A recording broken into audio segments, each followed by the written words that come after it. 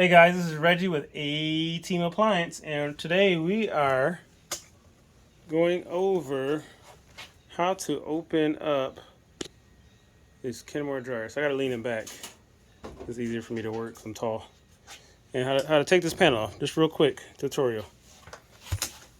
Alright, so let me get you all situated here. Okay. So it's real easy breezy. All you need. So basically, to take this panel off, it's Kenmore dryer. Some of mine is like this. They have Whirlpool. Basically, your door opens like this, and it's a dryer, and there's a panel right here. And this most likely covers what you need. So there's gonna be tabs, right? So let me show you guys the tabs. I don't know if you can see it, but there's a tab here. Let me see if I can get the camera in there. You see a lot of dirt, but you don't see the tabs. Yes, but there's a tab right here. So you'll see it on your dryer. There's a tab there, and there's a tab there. And all you do is take your screwdriver,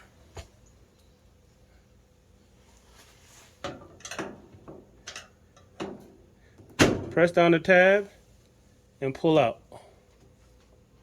Boom. Side one. Come over here. Pressing the tab. Side two. See, and these are the tabs. So basically, so you see what it looked like before. So you basically put your screwdriver here and pulling down. And that'll remove this cover.